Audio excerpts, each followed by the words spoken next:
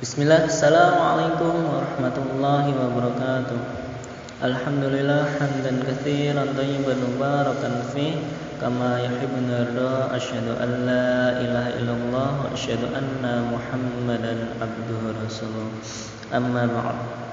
Rekan-rekanku sekalian yang semoga dirahmati oleh Allah Subhanahu wa taala.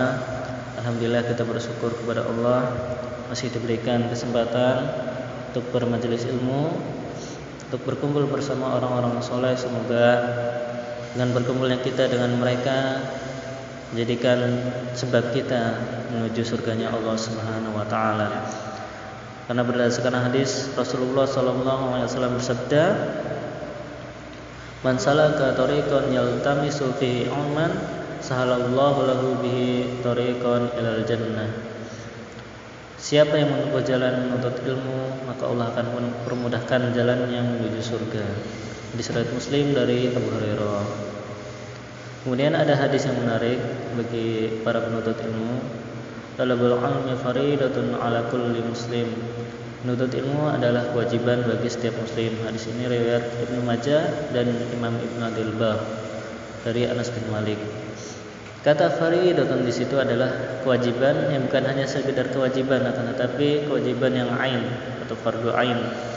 Yakni jika seseorang tidak mengilmuinya, sengaja meninggalkannya, sengaja tidak mengetahuinya, atau bodoh karenanya, maka ia berdosa.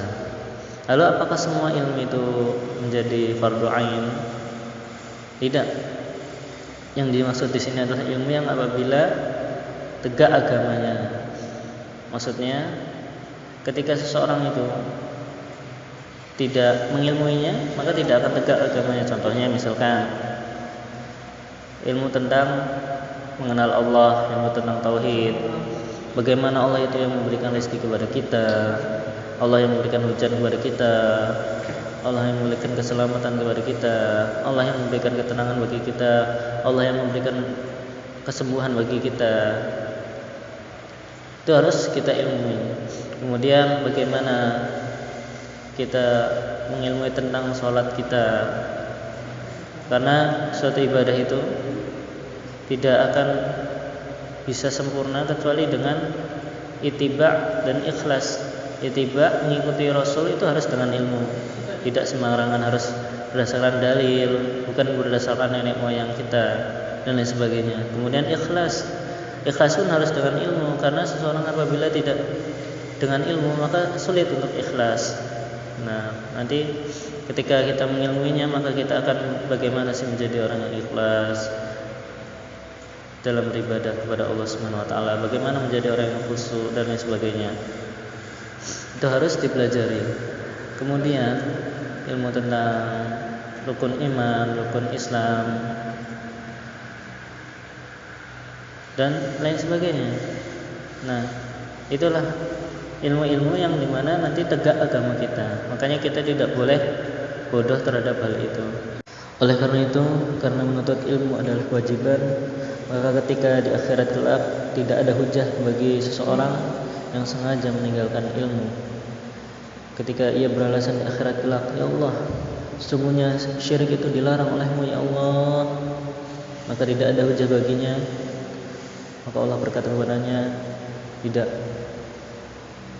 engkau sengaja untuk tidak mempelajari ilmu sehingga engkau berbuat syirik. Ya Allah, aku tahu bahwasanya pacaran itu dilarang ya Allah, yang merupakan sebab seseorang berzina." Maka Allah katakan, "Tidak, kau sengaja tidak mempelajari ilmu, sengaja meninggalkannya sehingga engkau berpacaran dan engkau menjadikan sebab untuk berzina." Maka Allah tidak menerima hujahnya, tidak menerima alasan di akhirat nanti. Maka dari itu, jangan pernah kita tinggalkan majelis ilmu, jangan pernah kita tinggalkan majelis yang dimana malaikat di situ menyertai kita. Insyaallah taala kita dimudahkan untuk selalu bermajelis ilmu sama-sama.